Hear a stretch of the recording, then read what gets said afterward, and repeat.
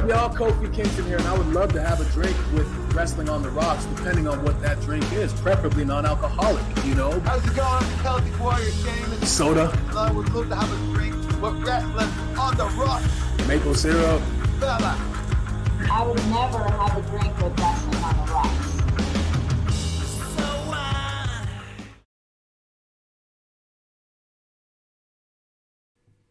Welcome to the dive bar of the IWC Wrestling on the Rocks. I'm at Ref Marsh. We are at WOTR the show. With me today, my drinking buddy at Beard_sports. What's up, Sports Beard?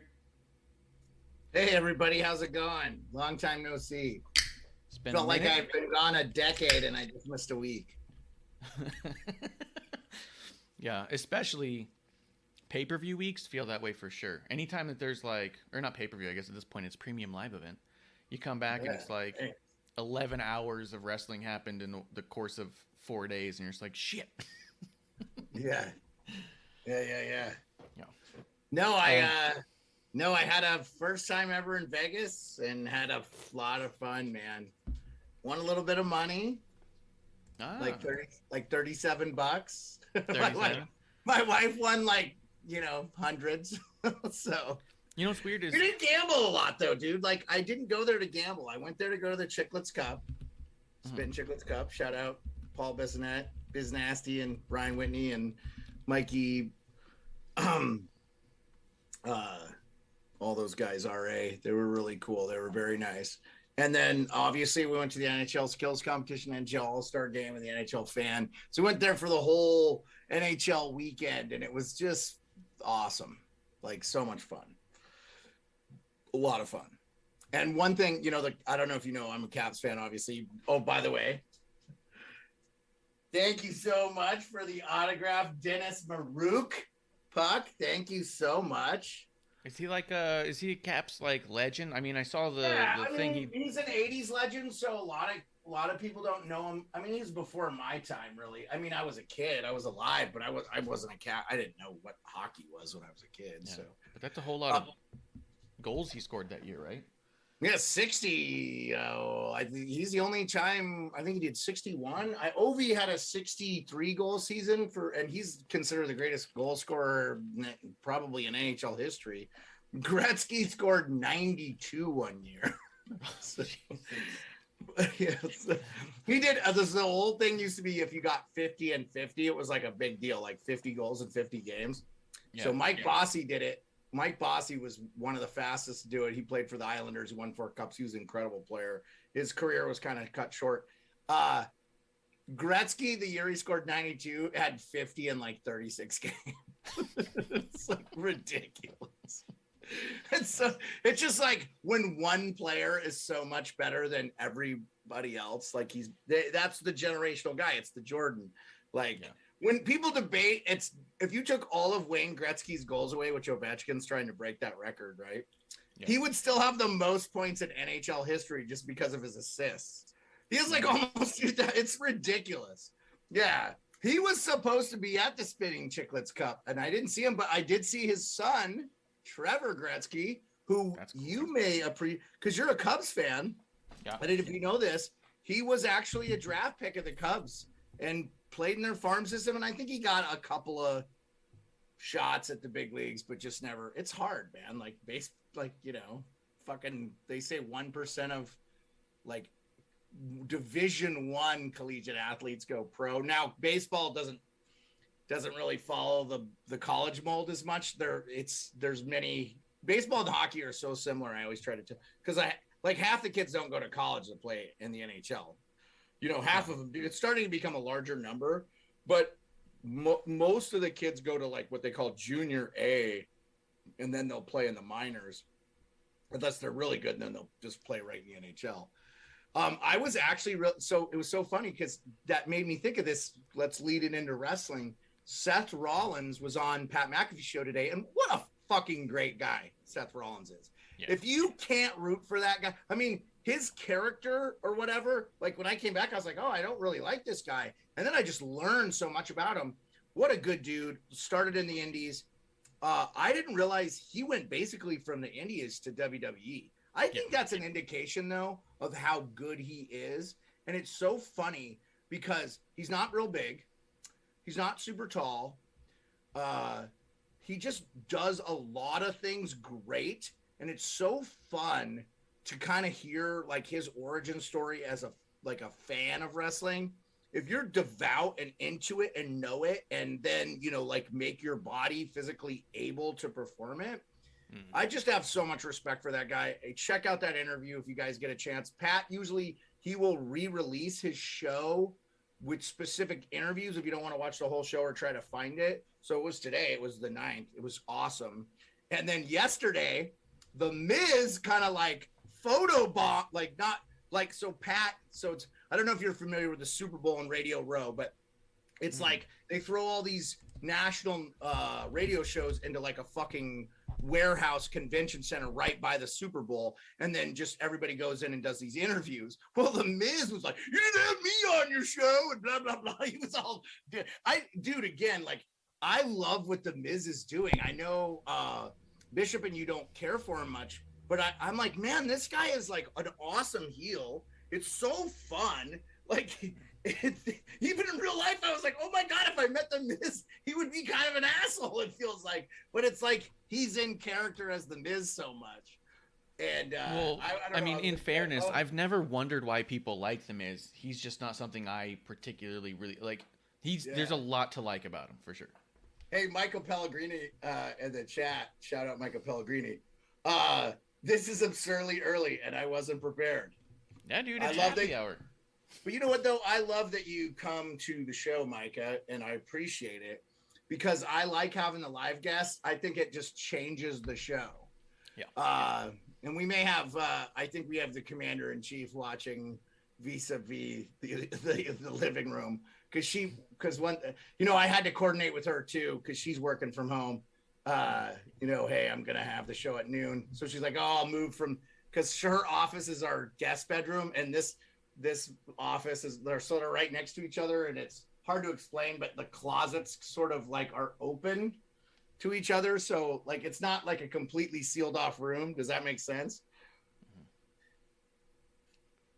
So what was going on with Seth on Pat? What was he? Oh, he just came on the show. Like, I mean, I think they're selling a little bit of the Elimination Chamber stuff, which. But it just, I mean, I could listen to that guy talk about wrestling every day. And it was just cool. Like, it was just a cool interview because, you know, Pat's a national show. So, I think automatically they assume, like, a lot of people aren't going to know who Seth freaking Rollins is. So they go through, like they talk about his upbringing and, you know, of course, him being a Bears fan. And then Pat said that your baby is going to be a freak athlete, because he sees their baby all the time at, you know, I guess now that they're not on SmackDown. And I will tell you, he was like, yeah, it was just a 3-week deal. He was on SmackDown. I have to be honest with you. I was a little bummed out because I feel like SmackDown has become kind of fucking watered down. And I'm kind of glad they brought Big E back over, but I will also say, like, I feel like Big E's title run was crap and they owed him more. And I thought he showed more, but again, you know why they do the things they do. I really don't want to spend a lot of time dissecting it. I just feel like I really enjoyed watching him as the champion. But you know what? I love Bobby Lashley too. I was happy he got to beat Brock. And I told you, since we didn't get to talk Rumble. Do you want to go right into it? Let me just make a quick comment on what you were saying, because I think that was also a narrative I saw a lot online.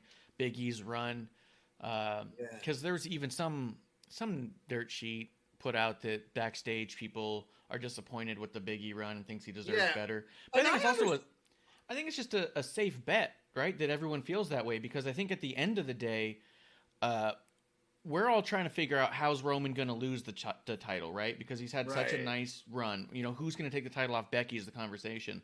No one was ready to have those conversations yet about Big E because we were thirsty for more Big E as champion. Yeah. My money says he gets the title again. Right? I think so, yeah. I don't know that I would say his title run was shit or anything, because I've heard some people say that. I really enjoyed his title run. I enjoyed the moments. I thought he absolutely got elevated in that. but I also was not ready for him to lose it yet either. So I'm ready for more Big E as a champion for sure. I think that in the next couple years he does end up back in the main event picture. He was just too good in it. I think there's just too much other stupid shit that happens around wrestling that changes those things. You know what I mean? Well, here's the only thing I think. Let's not forget that we lost the main event of day one.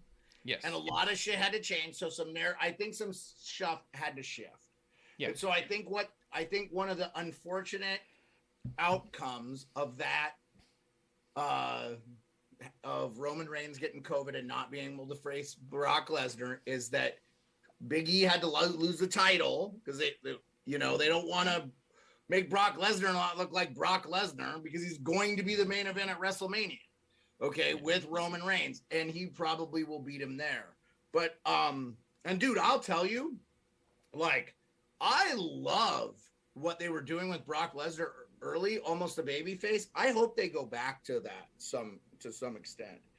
But they've done a pretty good job in a lot of senses of not burning everything to ashes. There's been enough things that we've seen enough of where we want more, and they haven't beat the dead horse. And they have in the past beat the dead horse, over and over again. So I do like that in the past 6 months or so, it feels like a whole lot has happened where we weren't ready for it to end, which I think to me just leaves the book open. You know what I mean? It means that, hey, we can always revisit it now because people This is Big E specifically you're talking about. Big E, Brock Lesnar, and the babyface thing. That's what I mean. Like, they've done a good job of running it for a while, but not beating the dead horse. Again, definitely would have been happy with Big E being a champ longer, but. Well, I just think the COVID stuff and all that has made this, it's just kind of made things get accelerated. Now, you want to get into the Rumble? Let's talk about the Rumble. Right before we talk about the Rumble, I want to know what's in your glass. What are you drinking? You're our drinking buddy, man. Oh, hey, that's right. We didn't even talk about that. We got right into it, huh? Just Liquid Death today, Marshy Marsh. I spent plenty of fucking time eating and drinking a lot of booze and actually not a lot of booze. I didn't do a lot of booze. But we had, there was this cocktail called the Troublemaker that we will make for you and producer lady when you come visit us in Alaska and we do the show live and in person. Whenever you want to do that this summertime, let me know. And we will get you up to Alaska. No, okay. Be sick. Because it's not expensive to fly out of Arizona to Alaska. We can get cheap flights for you and you guys can just have a good time. That'd be great. She's never seen it. She's never seen it. I feel like home there. So yeah. Yeah. You don't have to worry about a place to stay, or airfare. We'll get you up and it'll be fun time. Although, so you're having Liquid Death water in a can, detoxing a little bit. Yeah, I'm not really detoxing. I don't want to say I burn the candle at both ends. I will say there was the first day at Spin Chicklets, I was very high and drunk, and I was gonna go to the after party, and the wife convinced me not to, and that is a decision I do not regret because I was. Yeah, dude, I never felt like shit the next day. And you have IV bag shit therapy and stuff you could do there. We never had to do anything like that. The one day we were considered doing it, their internet was down. So we were like, okay, you need internet to give us IV or whatever. Because I was a combat lifesaver. I don't know if I ever told you this. In the Army, like, they EMT3s can't give an IV, or they can, I don't know. But like, I wasn't even a medic. Like, we could give each other IVs. Like, oh, you're dehydrated. Like, when everybody got their Thai jump wings in the 501st, the unit I was in, and jumped into Thailand, like, the whole battalion fell the fuck out as a heat casualty. So there were medics running around giving IV bags to guys so they didn't, die of a heat stroke. Yeah. And it's one of the best things you can do is give fluids to people if you know what the F you're doing. Well, we drank a lot when I was in the military, and we ran a lot and worked out a lot. So we would get IVs in the morning so we could do our 5-mile run because we partied our ass off, and usually we were just getting done partying. We're walking in at 5 going, if I fall asleep, I'll miss formation. So give me an IV of just water and I'll show you some photos. I got some good ones that went long into my career. even on the guard set. I'll show you some photos when we come to Alaska, and you'll love it. And a lot of athletes do that, by the way. So it's not off topic for the Wrestling on the Rocks crowd. But go ahead. Let's talk. Let's break down the Rumble. I'm having Koyos, which is the keto soda I've been putting over left and right. I'm having a little bit with vodka, actually. It's been really good for me. Speaking of which, I didn't finish the story about the drink. This drink, the Troublemaker, is vodka-based drink. It's very good. And it's like cucumber infused with raspberry or strawberry. And there's some triple sec in it. It's incredible. It doesn't taste like alcohol. It's very refreshing. Perfect Arizona drink. The irony of a refreshing alcoholic beverage, because it's dehydrating, but it sounds like it's not. Dude, I had like 4 or 5 of them one night. I didn't even feel buzzed. So I don't know if they were putting a lot in there. But my liver went pro in like 1998. So like it's a Hall of Fame. Like I'm alive and I'm not a drunk or alcoholic. So, but I love me some good alcohol. And you're a bourbon guy a little bit, right? Yeah. Steph and I ate at Wolfgang Puck's restaurant in the hotel we stayed at, the Palazzo. Shout out to fucking Palazzo. Awesome fucking place. Called Cut. I had to have a Wagyu Snake River Farms 8-ounce filet mignon. Incredible steak. Everything was done to perfection. They had this old-fashioned cart bar, and they had 2 whiskeys. And one was called Boss Hog, which if you're a fan of the Dukes of Hazzard, you might get the reference. It was like $130 a glass. I did not have that. I had the 30, and they did a smoky. Oh, so good, dude. Anyway, I can talk about Vegas all day. We ate a lot of food. We ate out a lot. It was a fucking blast, and it's good. Everybody says it's pricey, but coming from Alaska, we were like, oh, no, it's fine. It's not expensive. Same old. Yeah, we were in Phoenix that night, and we were getting something to eat before we went to a concert. And on the TV, they had the AllStar Game thing going on, and all of a sudden it clicked for me and producer lady because we were like, I don't know what he's doing out there. He said there was stuff he wanted to do, and all of a sudden we saw Sports Beard with pictures with hockey players, and then we saw the All-Star stuff going on where they're like doing trick shots into the water, into the Bellagio fountain. We were there for that, stuff. dude. It was so cool. Yeah. And so we're watching it, and we're all like, oh shit, this is cool. And then all of a sudden producer lady said, oh shit, that's exactly what Sports Beard is at. And I was like, holy shit, you're right. This is dope. That's cool. And then it was a lifelong dream to go to an All-Star Game of any. We could have also gone to the NFL. Pro Bowl was there too on Sunday, nice. But I didn't feel like dropping another $2,000 for tickets. Yeah. And the Pro Bowl, it's like the one football game a year I don't give a shit about. I mean, like, I think it's an honor for those players to be on it. It used to be in Hawaii. I think when it was in Hawaii, the players were like, hell yeah, I'm going to Hawaii, free trip to Hawaii. Yeah. And, I think a lot of people don't. That was part of the deal, too. That was part of why people wanted to do it, like, hey, let's give them. It's a celebration of talent of the All-Star Games. These are people who made the season what it was.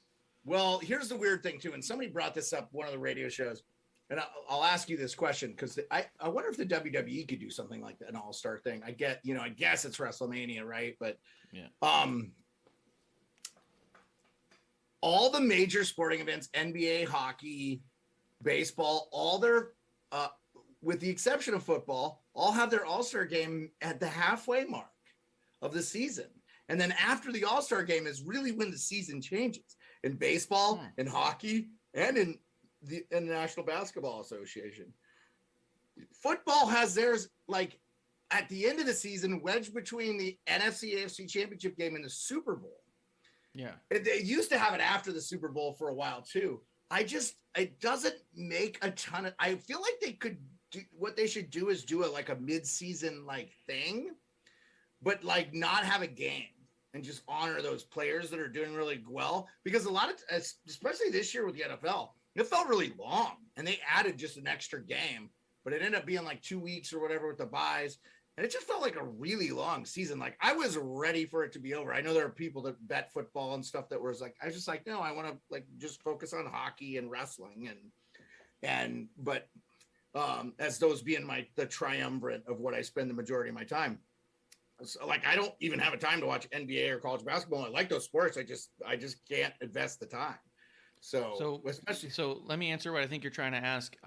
For me, I've not watched as many sports as I watch NFL. I don't follow every game by any means, but I've always watched NFL more than I've watched any other sport. And so I'd always assumed all the All-Star games were at the end of the season. And the reason I always appreciated the All-Star game being between the championships and the Super Bowl was because typically you didn't see people who were going to be in the Super Bowl in it. It was kind of like a celebration for the talent and the players who weren't going to Super Bowl. Because if you're going to the Super Bowl, you're getting the Super Bowl. No, I agree. No, like, and that's true. Like, there are players that are in the Pro Bowl or that were voted to the Pro Bowl that are playing on the Super Bowl, so they don't go to the Pro Bowl anyway. Yeah. So yeah, I'm with you. And look, I don't think it was a problem that it was in Vegas. No, here's what I'll explain. Not unlike WWE where they have 2-3 events a week now, right? So 3 times 52 is whatever, close to what baseball plays. Baseball plays 162 game regular season. Okay, it's long. Now that's not going to happen this year, I don't think, because it looks like there's some labor stuff again with baseball. I think with how people's attention spans are now, you can't afford to not be scheduled when you're scheduled. If I knew a billionaire owner, I would shake him in the fucking and just be like, what the fuck are you doing? You're going to ruin the sport because you are quibbling over money you'll never be able to spend. Oh my God, I could just rant forever. But, baseball's 162, basketball and is like 86, hockey's 82. Those are such longer seasons with so many more games spread out. I think that's why the NFL is so popular too. If you're a fan, you had to go to 8 games. Now 9. Now you have 9, right? You have 9 home games you get to go to. That is not hard. Now it costs more, but if you added up 41 hockey tickets, it wouldn't be as much as what one football ticket is, or divide, so. It's why I've never been to an NFL game. This is stuff that always been priced out of it. But let's go in to the Rumble, because we haven't got to hear from you about what you thought of the Rumble, and I was really curious, especially going into it. The winners being Ronda and Brock Lesnar had created a whole lot of internet buzz and such. Very, very split fan base, I'll tell you that. What do you think of it? Well, I enjoyed it, but can we talk about the fucking elephant in the room that's named Shane McMahon? What the fuck is going on there? What is happening? Did you hear the reports that he was like, this is what's going to happen? And I guess he was going to create some Seth Rollins feud within it, and then Vince pulled Rollins from the thing, which Rollins is working his ass off. I think we should start calling Seth Rollins the hardest working man in sports entertainment, because he's on, he's been on both brands like frequently. And then it's like, he's involved in everything, and he kind of needs to be, right? So I really enjoyed the Rumble. I wasn't disappointed because I didn't have any expectations. I was surprised Rousey was the one, but actually, am enjoying that is kind of. I'm like, I'm good with this. I'm a fan of. I want Ronda to do. I become a fan of her. When she fought UFC, I wasn't a big fan of her, but when I found out about her father and stuff, when she would I just didn't think she needed to be the heel in in UFC because people loved her. So she could have been a lot kinder, I think, and whatever she needed, she's an athlete, and whatever she needs to give herself that competitive edge. And I feel like she has to do that a little bit with wrestling. And I know the wrestling fans and her have whatever. It's tough. She's coming into one of the most stacked the best women now. This is the golden age for women's wrestling right now. Like, the women that are in there are Becky Lynch, Sasha Banks, the EST, like Xia Li, who's the tank, the girl that rides in on the tank. Yeah. Shotzi. I mean, like, they're just Bailey, Asuka's still around somewhere. Yeah, there's just like, Bailey is not back. And even the women that aren't in but are always talked about, like Paige, and like, my goodness, like, you are in the. I mean, the women's division is so stacked that Toni Storm walked out on the company, and ultimately it was kind of like, well, I guess she's just gone. Yeah, it sucks, and she's incredible. For the fans. It sucks for the fans. It does. But yeah, we didn't even mention Nikki ASH, Rhea Ripley, who was awesome. Natty. Like, yeah, like there's even the lower level. Well, the 24/7 is a lower level of the women's division. You know, and Becky Lynch is incredible. So, and then, you know, I'll say this. SmackDown, I just said earlier, SmackDown needed a shot in the arm. And, you know, we got Brock now. They got that back. But really, SmackDown needs help because it's 2 hours. You got to have intriguing stories. It just can't be the Usos and Roman fucking everybody up forever. So I know that's probably going to be the case until WrestleMania. So let's stay on topic a little bit. Are you saying that in regards to Ronda winning it and going with Charlotte, that it's a shot in the arm for SmackDown? Yes, we need it because that. Yes, I'm sorry. This was all correlating back to the for sure. The I'm just trying to make sure. I know you guys already I'm on the same page. Yeah. No, absolutely. You guys already talked Rumble on your show, and I wasn't. We did, but I wanted to get an idea of kind of how you felt about it. So when Ronda came out, what did you think? Like, I thought it was cool, and it got a good pop, didn't you think? Yeah. Oh yeah, I think so. I thought the fans were super receptive, which I was super happy for her.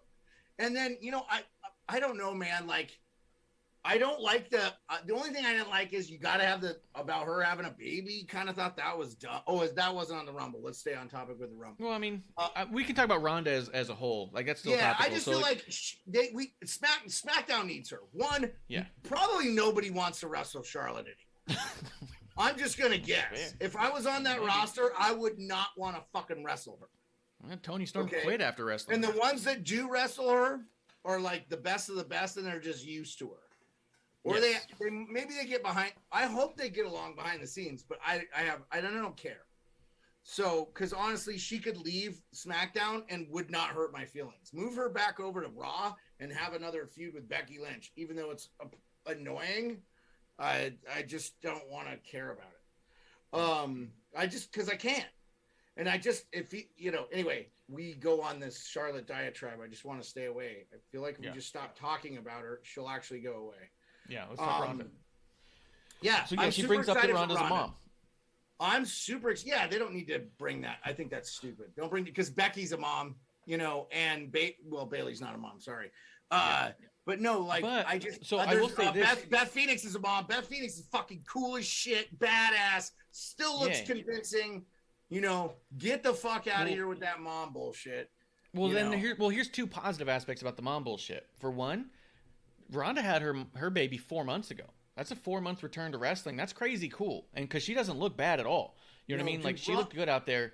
Secondly, I thought it was just kind of cool. Someone pointed out, I think it was even Mick Foley, that the Royal Rumble was a rumble of like almost celebrating moms. It had like 6 or 7, maybe 8 women in there who were moms. Cool. Which is really nice in an aspect to mention. Then don't degrade them. I didn't understand. Like, that was just a dumb thing that wasn't necessary. And I don't get hypersensitive about shit like that. But I was like, I cringed at it. Anyway. Oh, I agree with that aspect. But the idea of talking about Ronda as a mom and the moms in the Rumble, I thought was cool, celebrating that.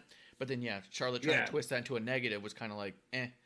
But there was what was the opening match was Roman and Seth. Great fucking match. Probably could have been twice as long. There was another match in there that I loved. I was like, oh man, I wish that was about 15 minutes longer. Like, I very rarely am rooting for matches to be longer. I just want them to be really good and productive. Yeah. This is going back to the Rumble since I feel like we hit Ronda. I thought it was great. And I'm really excited. I'm going to be a big fan of her. I'm going to really want to see her. What did you think? But right before we leave Ronda altogether, Ronda had a promo segment on Raw with Becky and a promo segment with Charlotte. I felt like we got 2 different Rondas there. Did you get to see the entirety of those promos? So I watched the one with her and Charlotte. I missed the Becky one.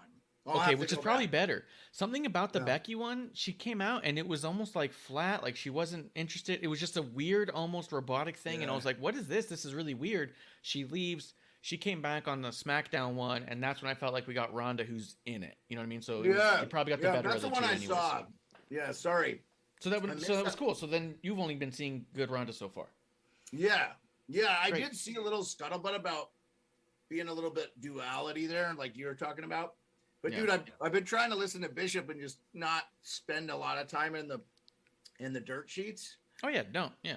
Yeah. Just enjoy the product. You know, like TJ Jefferson said from Rich Eisen's show, just be like, hey man, like, yeah, who cares what you like? Just like what you like. You don't have to shit on this or that or the other. Because that was just an observation I had made, and I was like, "Oh, this isn't." I was like, at first, I was like, "This is really weird. Ronda's coming out weird," and then the SmackDown came, and I was like, "Okay, cool. Never mind. She's back." I don't know what it was, but she's doing it. So yeah. Yeah, and I don't think you're the only one saying that. I think I saw a lot of that. Like, oh, she was kind of on Raw, and then so I think maybe I kind of went out of my way to avoid Raw anyway. And I don't like Raw. What? I wonder if, like, because we're not insiders, we're just guys who like to drink on YouTube and talk wrestling. There's part of me that wonders if Ronda came back fully expecting she was going to get Becky, gets to Raw, and finds out she's getting Charlotte, and that completely changed her mood, and she just went out there and did what she had to do and left. And then by the time she got to SmackDown, she had time to digest it and say, okay, well, I got to do what I got to do. You know what I mean? Well, they need somebody for Charlotte, right? Because, again, there's really not anybody... I guess you have to, but yeah, I don't know, man. Like, honestly, it would be honestly, I almost feel like if they had done a better job pushing, so that was the one. I feel like let's say if Doudrop would have won, let's say Charlotte's not in the equation, she's taking a vacation for 6 to 9 years. Don't you feel like they could have there was enough push behind Doudrop that would have been I know that when you want WrestleMania, you want it's got to be The Rock or Stone Cold or something, but like, no, like just give us what we're watching. Like, give us good stories that make the WrestleMania mean something, because especially to the fans that follow Die Hard, right? Yeah. So like I thought, and it wouldn't have hurt Becky at all. And I bet Bishop would agree with me on this. If she would have lost to Doudrop, everybody would like, yeah, of course, Doudrop. I really feel like they could have like Andre the Giant pushed Doudrop just because she's so physically imposing in the ring, right? And yeah. She's good. She's fun to watch. Her promo, I love her going off. Like when she invaded Becky's thing, we talked about this before. I thought that was so great. So I was a little bit disappointed about that match, but and not like I wasn't like, oh, okay, Becky won. She's so good, but like I don't think it would have taken away from Becky at all. I think Becky still could have been the uber heel. Mm-hmm. And Doudrop, whatever. I mean, I think they could have done Doudrop versus Charlotte or something, because Charlotte's like, I can kick your ass because I'm strong and Becky can't, even though Becky beats Charlotte. So I don't know. And then I guess the only thing, like, you want to get to the men's rumble now? Go ahead. AJ Styles is incredible. Yes. I have to agree with Justin Time, like, should be Hall of Famer right now.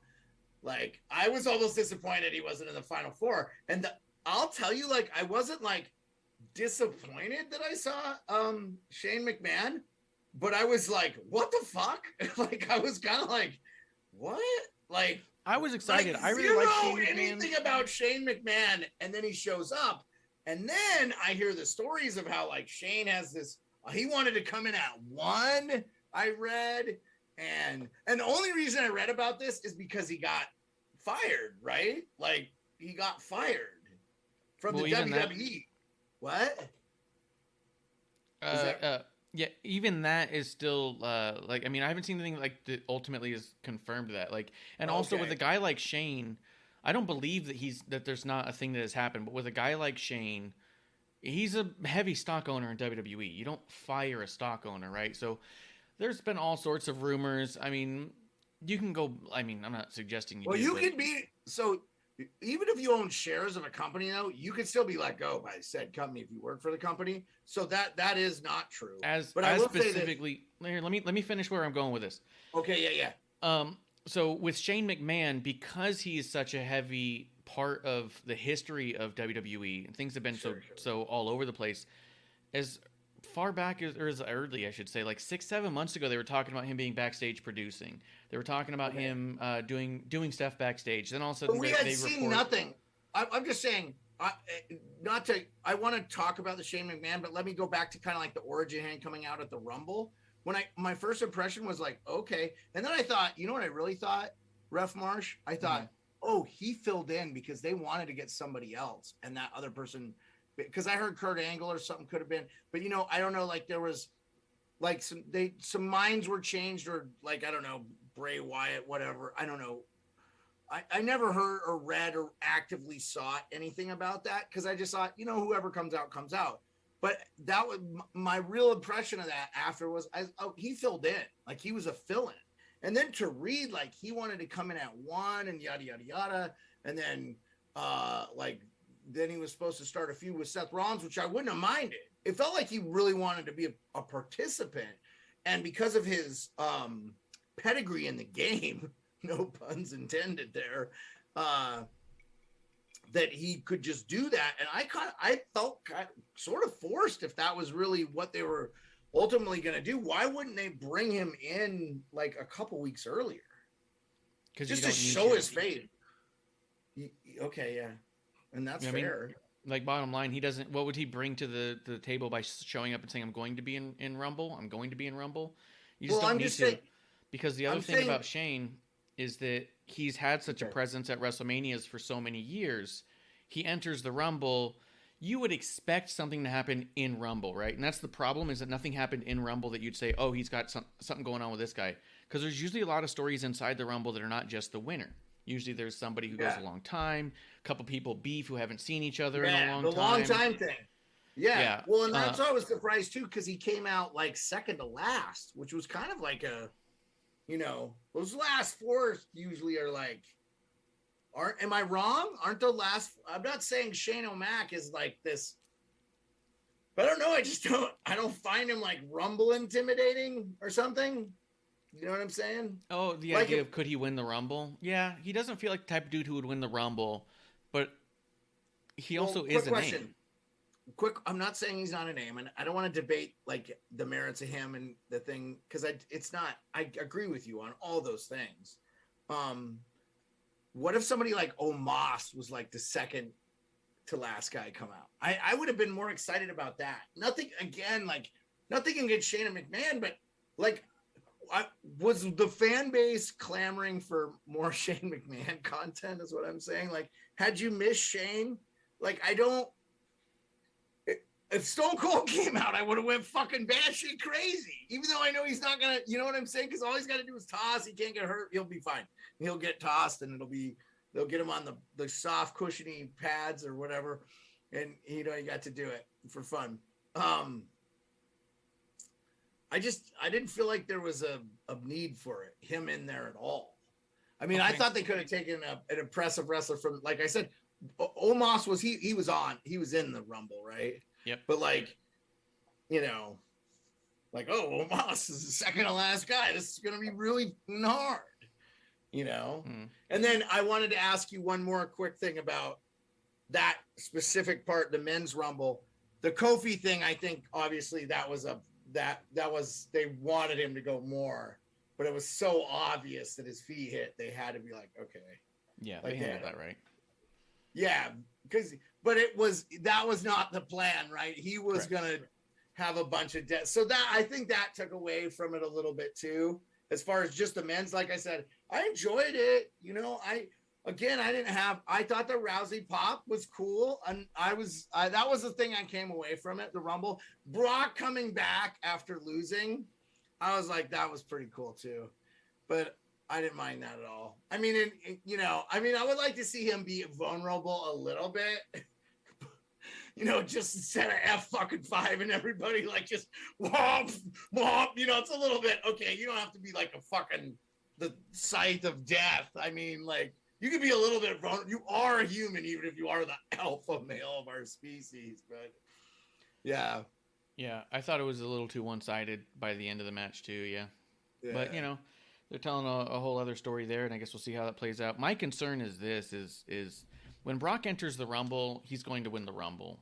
You know what I mean? Like, so there was who you had before Brock is almost irrelevant to me, because you just had a bunch of people who were going to do other things. The problem was that they didn't do a bunch of other stuff within there. But we didn't even know he was in the Rumble, right? That was supposed to be the biggest surprise. Like, who would have been a bigger surprise than Lesnar? The Rock, maybe, right? Yeah, that's probably it. Yeah. That's it. But yeah. So when he goes in and he wins it, I wasn't terribly upset by it. But the idea now that we're going to an Elimination Chamber match with Bobby Lashley and Brock Lesnar in the Elimination Chamber match does make me a little concerned that there's no reason to expect that Brock doesn't win that.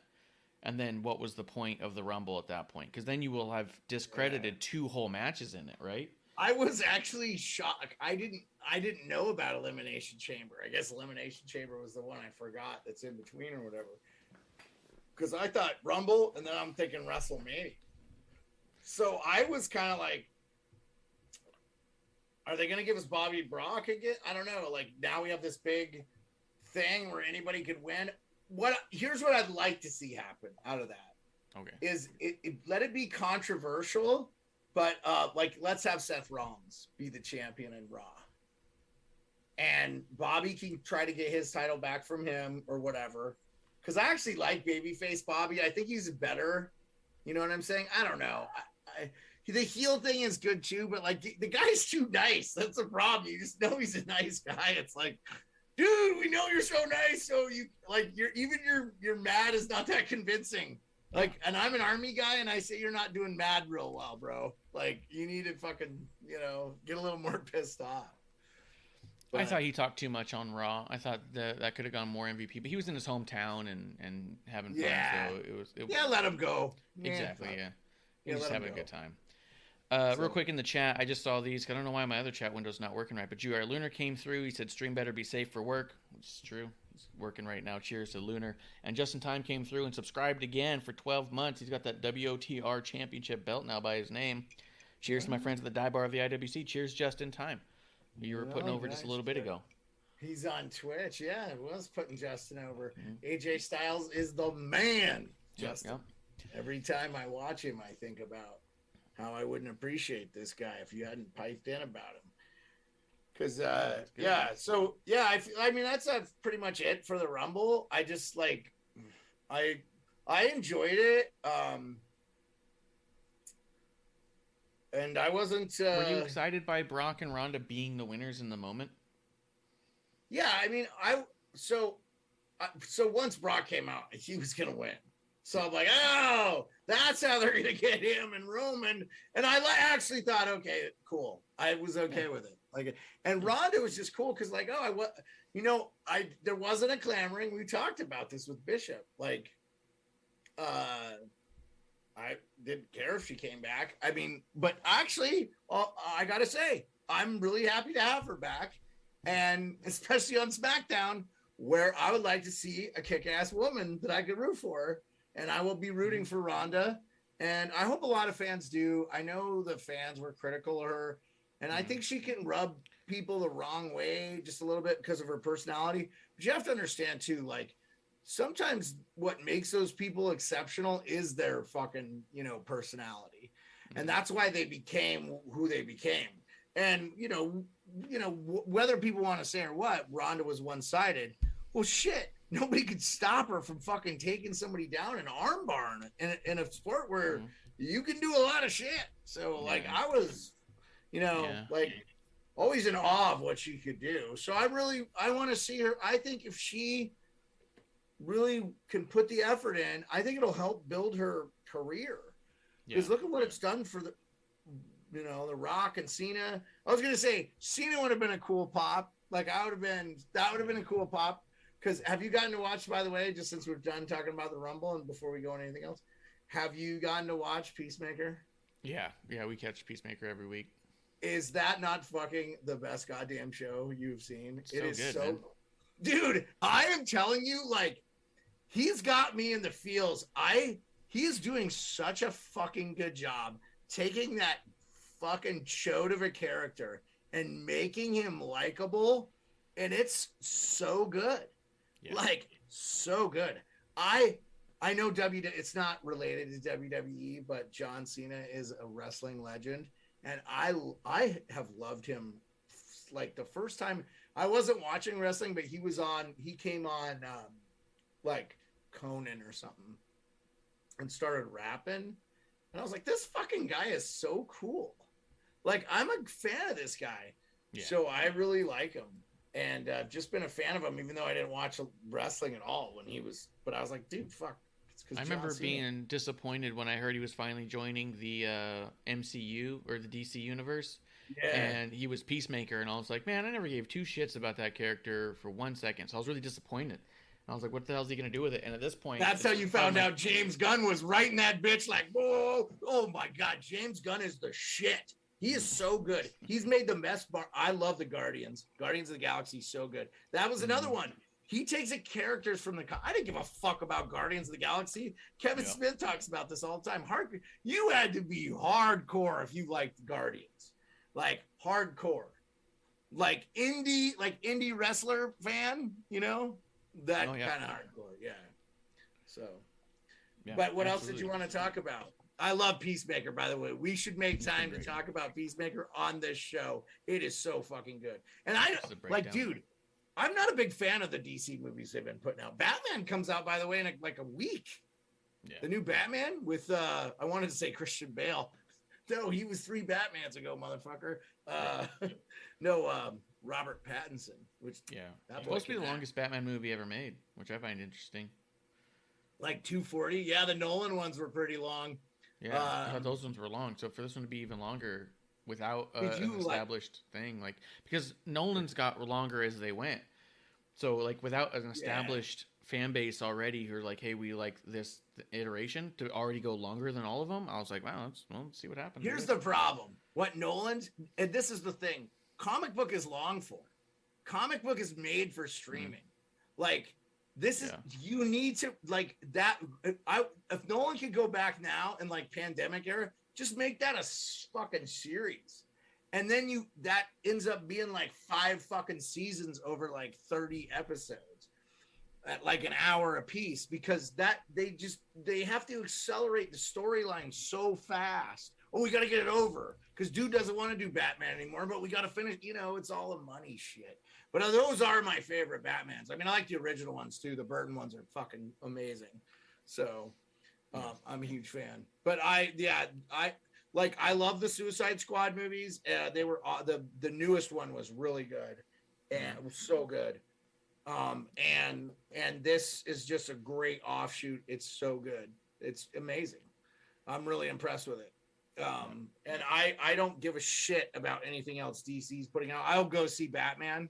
Honestly, I just might wait till it's on digital to buy because like we went to the theater to go see.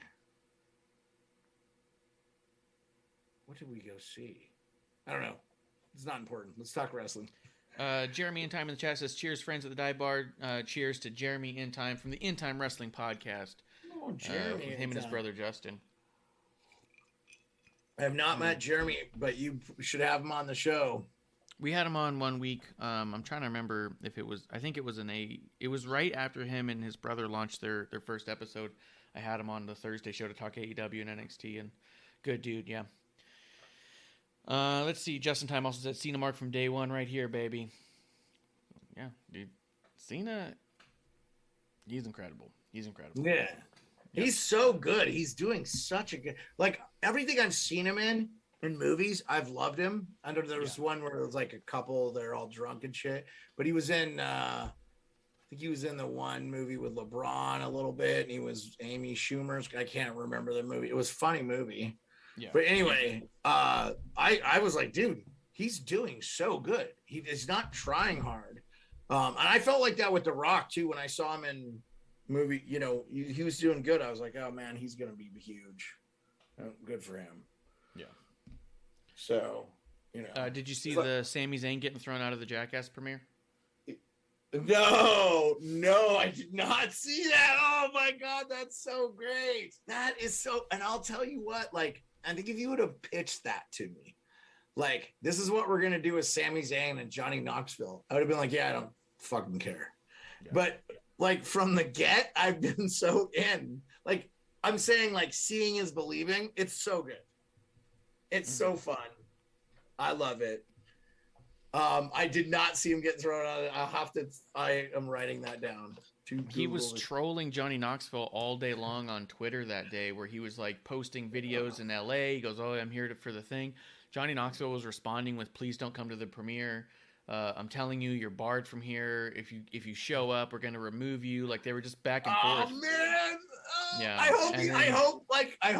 hope for show they did all that and then they stuck him in the back and let him watch it because he is that shit is so good. And it's you know what? Like a lot of times the corporate crap that they do within the WWE to promote something like a movie or something. It's like, oh, okay, yeah, okay. You won't remember it. You might remember this whole Knoxville thing. Yeah. It was done so well. Like you can do a partnership, a corporate partnership with a fucking another entity and make it fucking good. Make it really good and a really good part of the story. Like it doesn't have to be, oh, hey, we're doing wrestling and then buy Wonder Bread, you know, like something. So, you know what I'm saying? Like, I really fucking love it. I love it. It's good. And it's nice when it can every go time both we ways. rip the writers for being uninventive and lazy, we need to praise them for doing shit like this. Sorry. Mm-hmm. It's nice too to see it go both ways because a lot of times, like you said, they'll just pop something up on WWE TV and you go, like you didn't get to see it, but during the pandemic, there was a match where they actually had zombies ringside because they were promoting a zombie movie. And it was this whole thing where it's all like, why the fuck did you just ruin part of my wrestling program with zombies, right? And then on the flip side, it's not like they put wrestlers in the zombie movie. You know what I mean? It's not like it didn't go both ways. Where in this case, you've got Johnny Knoxville on my SmackDown, and you go, okay, well, this is entertaining because it's Sami Zayn, but here's one where it went both ways. Well, not only are we going to show up on your show, but you're going to show up at our premiere. And if you go to like Getty Images, I don't know if you're familiar with Getty Images. It's a website online. Yeah. They usually have a ton of premiere photos and stuff. Getty Images has all these pictures of Sami Zayn at the red carpet and being thrown out and everything and tased by Johnny. And yeah, that's awesome. It's fantastic. It's so good, dude. I mean, that's next level. What do they call it when you're doing the story? Kayfabe? Yeah. Sorry. And that is next level. I love it. It was getting picked up by things like the Associated Press and stuff. Like I was seeing articles about this wrestler getting thrown out of Johnny Knoxville's premiere, and I was like, "This is great, man! It's great. It highlights both sides." You know what I mean? It's so good, and it actually could get someone intrigued. And I think we should praise them. We could be critical when it's due, but like we should praise them for storylines like this. And I'll tell you another storyline we need to praise them for again. And I'm going to go back and watch it again. Is the Alpha Academy versus RK Bro and like I love that. I think that's the quiz great. bowl or the whole thing. The whole thing they're doing. Yeah. It's so good. It's hilarious. And Chad Gable is a great heel. That's what I say. He's amazing. He reminds me of Angle, but I think it's because Angle was such a good heel too, right? And just like you knew that guy was so good at doing that. And it just feels like he's getting there, man. Like that guy is he's gonna be something, I think. I know that Austin Theory, all this Austin Theory talk, man, I mean, look at his performances in ring and stuff are good. Okay, I want to ask you this question about the Austin Theory thing. Do you feel like the Vince thing is a little bit creepy even? Creepy? I don't know, just his mentorship. I guess it's because Vince is so old now and he just doesn't talk the way he used to talk.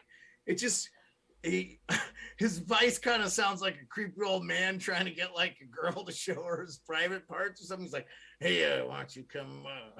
I'm just talking about Vince's presentation. His delivery, how he's actually doing the lines, but in the tone of voice. And again, he's old. He's in his 70s, so he just may talk. He did a lot of yelling and shit. You're fired, But I don't know. Anyway, I was wondering if you got that impression. I get a little bit of. I never get creepy vibes off of him. I do get weird, but at the same time, like, it's fucking Vince McMahon. He should, by all likelihood, be the weirdest person on earth. Like, yeah, just thinking about his life. you know? No, even when he was the boss and shit, when he was doing all the fucked up shit, I mean, I you love to hate him, but I thought he was so good. It was so believable, right? Everybody believes that guy is really an asshole, when in reality, it sounds like he's super generous and does a ton of charity and a super great guy. Like, so nothing but the utmost respect for Vince McMahon and what he's created. And I usually don't second guess, because I'm like, oh, that guy knows what he's doing. He's the guy. I mean, he's really the godfather of this. I mean, you literally, you created this thing that's so subculture, huge. Like, who the fuck are we to tell you what to do with the art you fucking created, right? Yeah. I was just saying, like, I wondered, I got a little bit of a creepy vibe, just a tinge. I'm not saying, oh, and maybe it's just how he talks, because it's this low tone, and he's like, what are we going to do? He's telling him to do all this bad shit. I don't know. It just, it feels, it's really pushing Austin Theory, right? I mean, in the end, because Vince is such a great character himself. I mean, he should get credit for being one of the best characters ever, too, because he is one. Yeah. So I can't remember the last time Vince was a weekly character like that he is now. You know what I mean? Because he's popped up here and there and done a couple things, 1 or 2 weeks in a row, and that's been that. But the last time that we've seen him on air every week for a couple of months has been a long, long time. Yeah. So, I agree. So he must see something in Austin Theory, Well, no, I mean, but like, I think I wonder too, because like there's been this overall of NXT. Maybe Vince is saying, hey, look, I can push a guy. Like, I can put a guy over without the help of, because they're trying to keep the roster small, which we have sort of agreed that I think is benefiting the product. The one thing I'll say is they maybe need to cycle some people on and off a little bit more, because I was just thinking tonight, man, I kind of miss Finn Balor. I would love to see the Demon back. That would be so cool. I thought that today too, Yeah, but there was like some wrestlers I'm kind of like, I could do without. I wanted to ask you too, I know we're going all over, but what do you think of Rick Boogs cutting his hair? Nah, I was fine with it. I was kind of surprised. To be honest, I didn't like his look before. I'm not thrilled with his character. I think he made a mistake cutting his hair. He didn't have to do the man bun thing or the high whatever. But I got you. Are you a big fan of him? Not really. He's fine. He's good.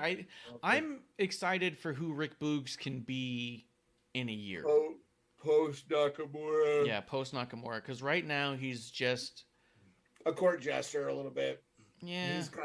He's a sidekick. He's a Bobby the Brain, and not really, But he's also really super imposing, and I think in ring he's fucking awesome. I think he's just so fucking big and strong, and it's crazy because I think that with the stuff he's doing with Nakamura, I think it undermines that and it makes him smaller in a way.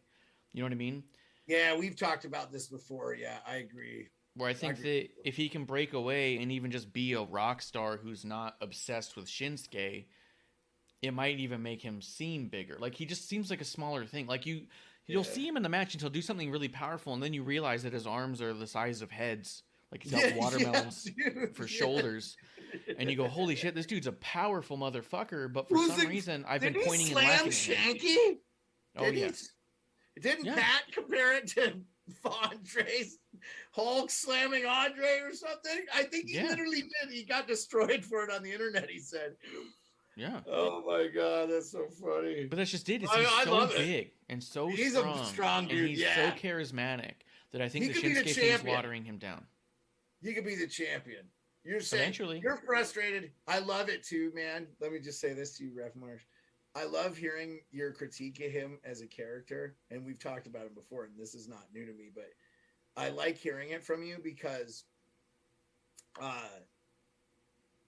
you want to see the potential of that wrestler, and I can see it in your face and delivery. Like, you're like, I want this from that guy. I know that I can get this from that guy. Mm-hmm.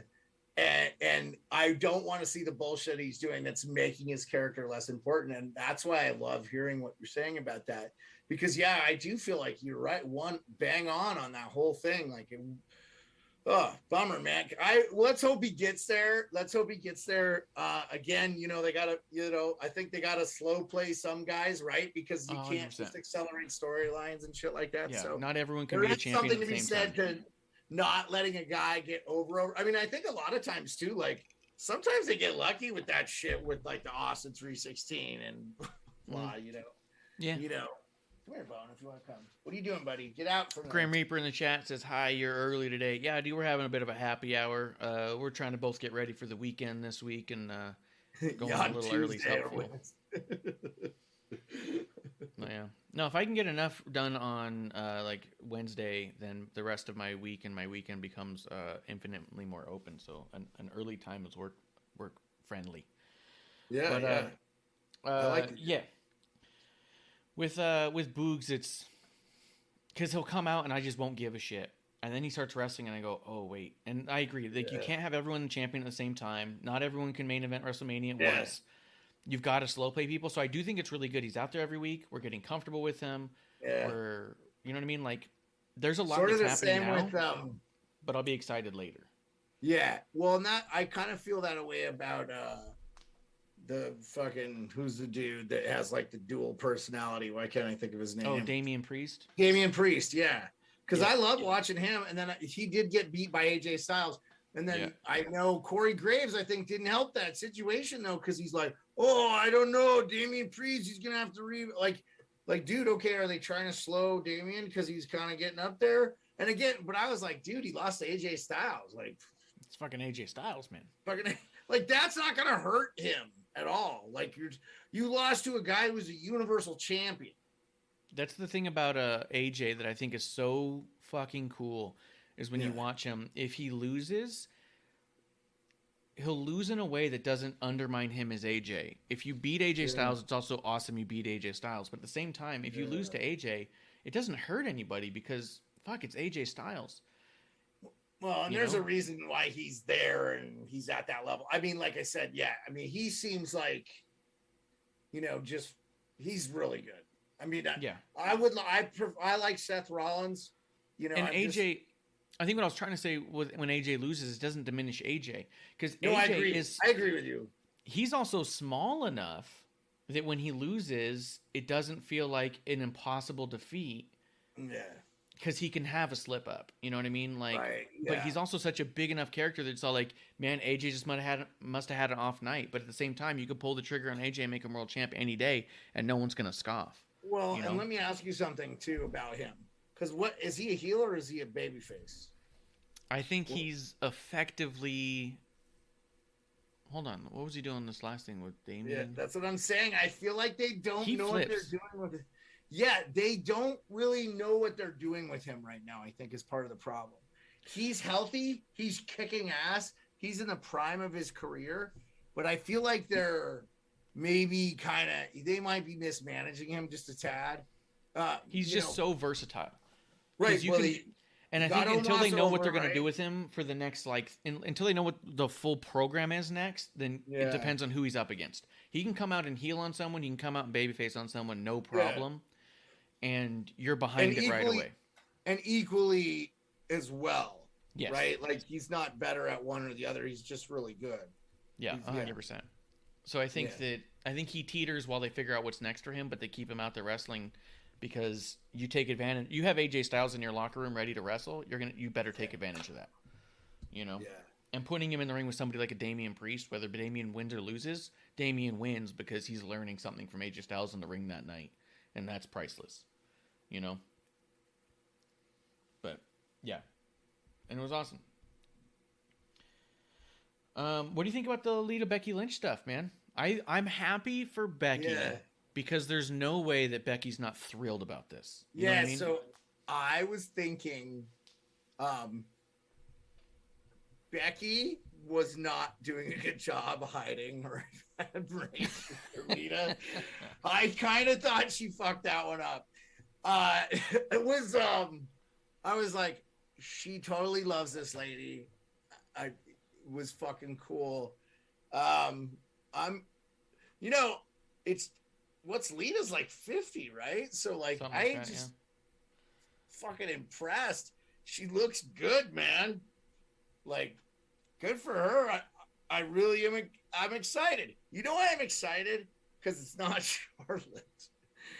And I don't think Becky needs to. I think they've got enough feuds. I am a little bummed that we're not getting some more Dewdrop stuff, but we'll get enough. It'll get there, I guess. I mean, we'll get there. They're simmering a lot of people, and I think she's one of them. Dewdrop got that win over Liv, which I think was big. Yeah. What are they going to do with Becky at WrestleMania? I don't know, man. I've been wondering that too. So let's play that out a little bit. Yeah. All right, that's what I'm curious about. We have an Elimination Chamber match with a bunch of people announced in one open spot. Yeah. My hunch, I'm just going to put it out there. You think because we got it this weekend. The Elimination Chamber match, we have Liv Morgan, Dewdrop. I'm excited for that match. Bianca Belair. Yeah. Fuck, I'm missing some people. I don't know. Here, I'll look it up. Yeah, pull it up real quick. But there is a mystery spot. I think that mystery spot is going to be a major key player in that story. I think that there's a very big possibility. That it could be Alexa Bliss coming back to her Raw. The journey back to Raw therapy sessions, I think, have been going awesome. I've been really enjoying it. If you're noticing little subtleties in her getup and stuff, her stuff's becoming a little bit lighter. Her makeup's getting lighter. Are you talking about the Alexa Bliss stuff? Yeah. I keep reading nothing but people hate that fucking shit, and I love it. I love it. I think it's great. I think it's hilarious. I like the storyline, you jackwagons. We need some story. And she's not wrestling. So you think it's her? That's probably a good. I think it could be her because it could be a really good way to introduce her back to there and put her back in the main event picture right away. She is a big star. She does deserve those kinds of spots. But there's a part of me, kind of a big part, that feels like they could do a thing where they put Ronda Rousey in there and have Ronda win the Elimination Chamber. Yeah. Oh, I thought she was already in it. She's not in the Rumble or not in the Elimination Chamber match yet, but she's already said she's going to go after Charlotte at Mania. If she then enters the Elimination Chamber and wins it, she's now the number one contender for the Raw title. She can now then make a my boy main Drew event. McIntyre better beat Madcap Moss. Oh yeah, for Christ's sake! But then you have Ronda Rousey and Becky Lynch and Charlotte Flair in a main event, part 2, a rematch of the triple threat from WrestleMania 35. I think you could do it, and I think there's a possibility that's what they're actually doing.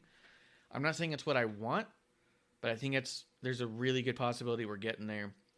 Yeah. Grim Reaper says Alexa on our TV is best for business. I agree too. And here's another thing. For the fucking internet community, the dumbass IWC that wants to count the minutes for the Queens of the Ring, Queen's Crown tournament and say, hey, they only had this much TV. They don't want to go back and start counting the minutes when you have, how many, let's see, we had Bianca Belair and Nikki Ash. We had Dewdrop and Liv Morgan. So this is the women's... Hold on, let me finish my thought. We had Lita and Becky Lynch. We had a segment with Alexa Bliss.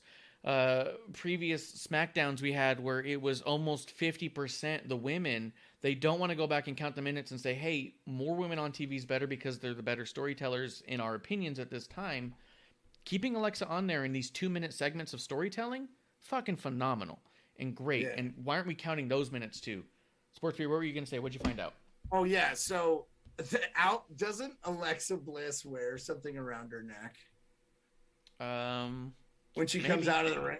Okay, so this silhouette of the women that are in the thing even looks like her. So I think you are 100% right.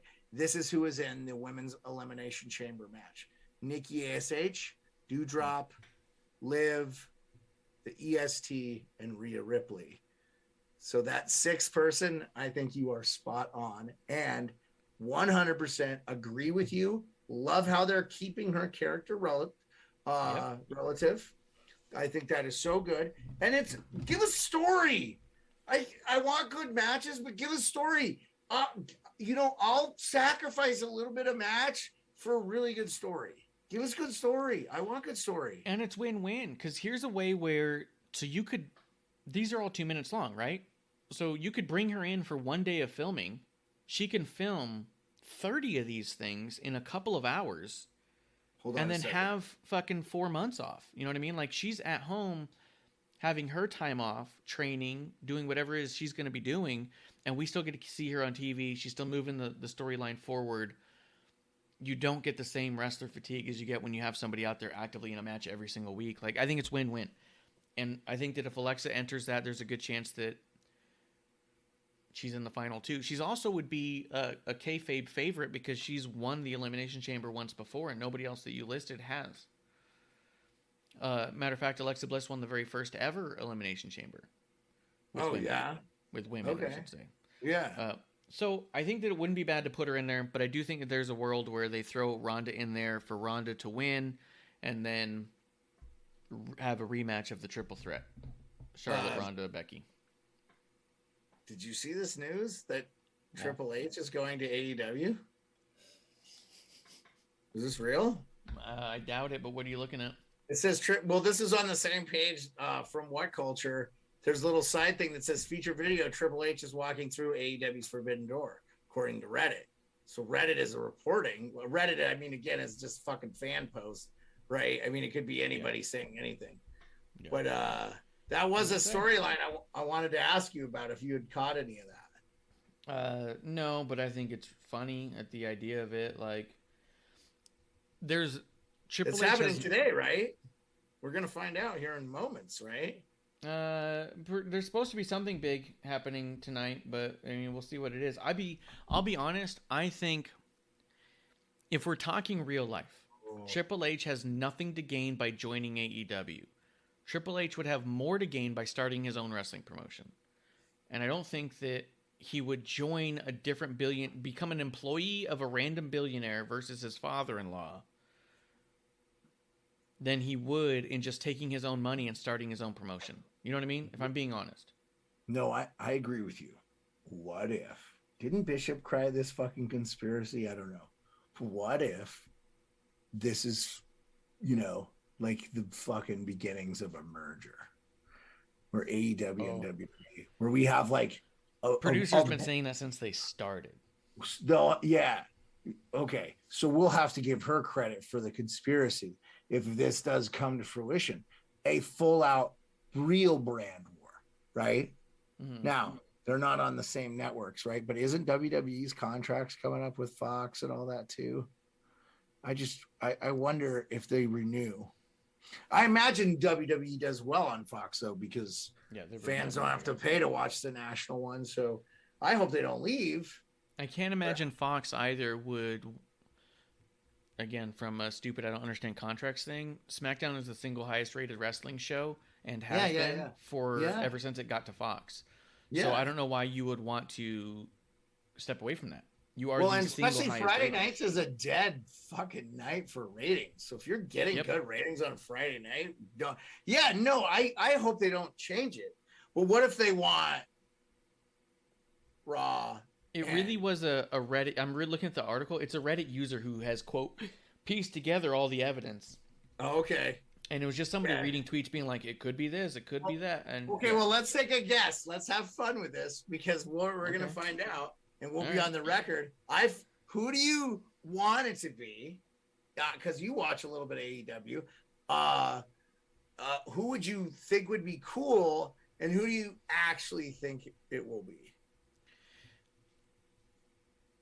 So my problem with who would it be cool is that I have yet to see AEW bring in a signing that I've thought was massively beneficial and that they've capitalized on to its full potential. CM Punk being probably the biggest signing they've ever gotten. Was historical. It was noteworthy. It was everything. Daniel Bryanson. Daniel Bryanson was a big one. Daniel Bryanson. I don't know. I call him Daniel Bryanson. He was huge, but he was huge for himself. It was a big note that here's a guy at the end of his career who wants to just have fun wrestling. So what does he do? Does he stay with the WWE or does he go somewhere else? He goes somewhere else because he wants to have fun. And he even said that he thought Vince McMahon protected him too much. So he wanted to be a little more flagrant, right? Which is cool and notable.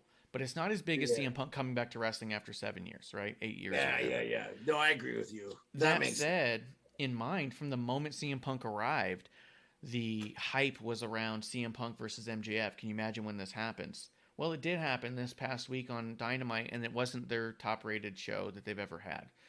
So they're not capitalizing on it. If nothing else, they're not capitalizing on it. So the idea of who could show over there that they would capitalize on? Well, if they haven't capitalized on CM Punk, who the fuck can they capitalize on? You know what I mean? Well, I just was wondering. Yeah, no, and I got you, and I agree with what you're saying, but for fun's sake. Yeah, just for fun's sake. For fun's sake, I think that it could be cool to see someone like a Bray Wyatt just given a bunch of money to produce whatever he wants. And I think he might be given that freedom a little bit because I feel like that's what Aleister Black is doing over there. Just kind of whatever he wants. Right. Will they capitalize on him or not is a different question. But to see whatever he could do with just free money, I would like to see that. What I think it actually is, if I'm being honest, because I think Tony Khan doesn't know how to get out of his own way. I think it's Cody Rhodes. I think that Cody Rhodes has been they've been reporting he hasn't signed a contract with them since it expired, and that he's working on a week-to-week basis. And I think this is their way of trying to hype up Cody Rhodes re-signing with AEW and, quote, closing the forbidden door behind him because here was his opportunity to go back if he ever was going to. Sure. You know what I mean? And I think that where before it was all like 3-year contracts and such, I think this is going to be some sort of Bret Hart WCW era 15-year contract that Cody's going to sign. I think that's what it is. Okay.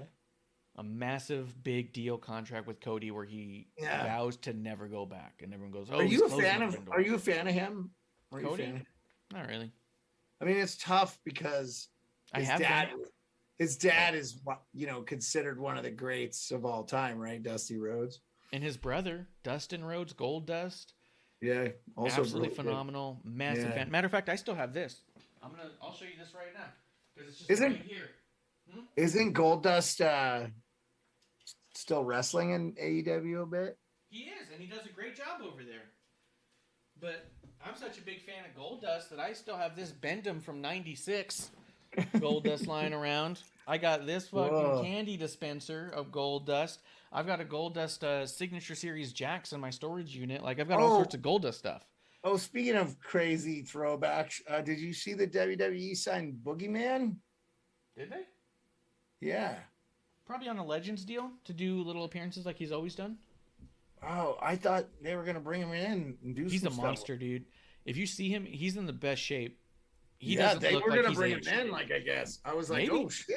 Cool. Yeah. That was real news. He put it on Twitter, and it was like, thanks, WWE, and, like, happy to be back. They should, though, too, because, like you've said, there's a huge gap right now for that style character right now. We need that fucking... I love this story, man. Like, again, I'm going to go... I watched a lot of the Bray Wyatt stuff, and you know what's disappointing? I'm rooting for Bray Wyatt the whole time. Like, I don't want him to lose those matches. But I get it. Like, I guess he was the this is their letting the baby face win, I guess. So the Randy Ortons and stuff. But, yeah. I will say this. As good as Boogeyman is, and he's in incredible shape. He's in better shape than you and I will ever get in our lives. I never liked the Boogeyman strictly because he eats the worms and it actually grosses me out. Yeah, that is gross. But it makes me stop watching. You know what I mean? It's just too gross for me. Like, I don't need to see a dude eating actual worms. It's fucking disgusting. I was never a fan of Fear Factor. Exactly. I wasn't. I just, like, I would watch. I was like, this is fucking disgusting. Why am I watching this? Exactly. This is fucking horrible. This is like people going, I will let you fuck me in the ass with a demon chainsaw so if you give me $100,000. Yeah. I just... And that's what it feels like, and I will sell my entire soul out for fucking thousands of dollars. And I always thought, like, the fun, like, scary, just like stuff that's like, take this 10-speed off a ramp or something. Shit, I like that stuff. Like, that's cool. Like, you're being death-defying, but like, it's like you're not reinventing the wheel. You're not, doing a bunch of gross shit. So I'm like, oh, Yeah, disgusting. It's just gross. Can you imagine being on the set, having to clean that shit I know, up? you're having to like fucking scoop up worms and shit. Do you have a theory on who you think's going to AEW right now? I don't. I just wanted to hear what you thought. You convinced me it'll be Cody Rhodes. It'll be a giant letdown. And yeah. No, I just was curious. I mean, if it was Triple H, I fucking think the internet's gonna break. Like, I might have to come on Thursday because like that's like unbelievable if that happens. Like, if that kid hits the fucking home run too, he's as reliable as it is these fucking insiders, right? No. Like, you're always saying a lot of these guys. I mean, some guy you might have actually, could be like a stagehand or have a brother or have connections or whatever and be like, get a lot of information. I mean, that shit gets out, right? Yeah. Groomer says Samoa Joe as a commentator, at least. Samoa Joe would be cool. None of these are like this massive Forbidden Door thing. But he's like, the person was talking about how like Cody Rhodes is teased using the pedigree. And it's actually the reason that producer lady has been saying since the very beginning, she doesn't believe that AEW and WWE aren't in cahoots in some level. Yeah. Because since day one, they've talked a lot about WWE. And since day one, Cody, because Kev has brought this up a number of times, Cody's been working a Triple H angle ever since he got there. Right. And so the question is, like, we were wondering, is the question, or is the answer that WWE and AEW are in a form of cahoots? Is the answer that Cody Rhodes is hedging his bets and was unsure of if the company was going to last, but if it doesn't last, he's got a fallback on a Triple H storyline he's been doing on his own for fucking 3 years? You know what I mean?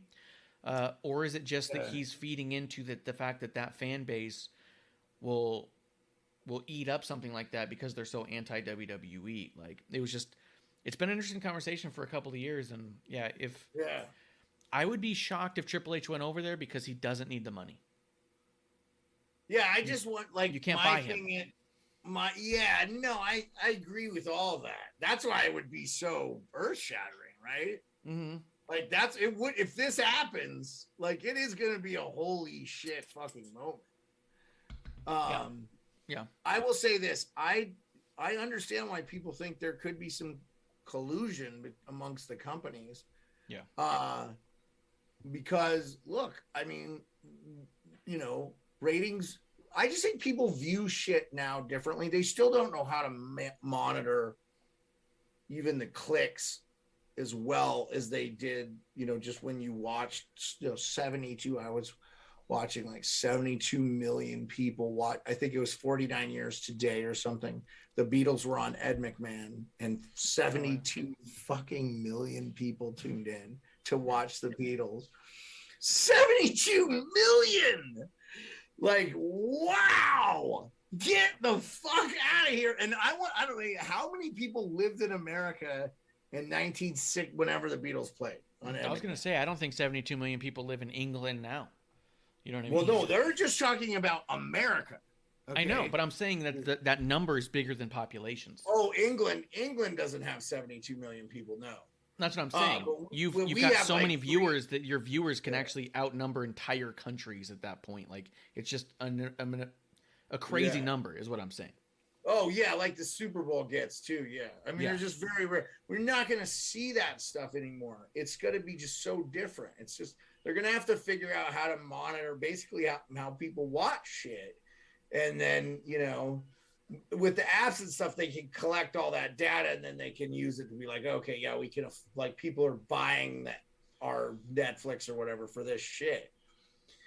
Dude, I think too, people talk about like the scattered viewership, right? Like one of the things that make WWE so successful is that their TikTok is so viewed, their YouTube is so viewed. Yeah. And so when you look at it from that perspective, like the simplicity that it was before, where it's like we're on TV and you can buy ads for our TV and you get to see it goes out to all of our viewership. Now you actually have to break up your ads. You know what I mean?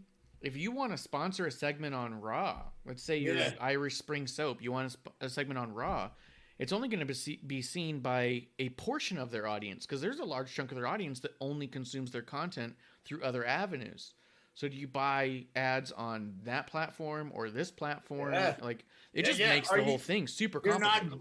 you may not be buying it on local TV. Well, they fixed a little bit of that issue though.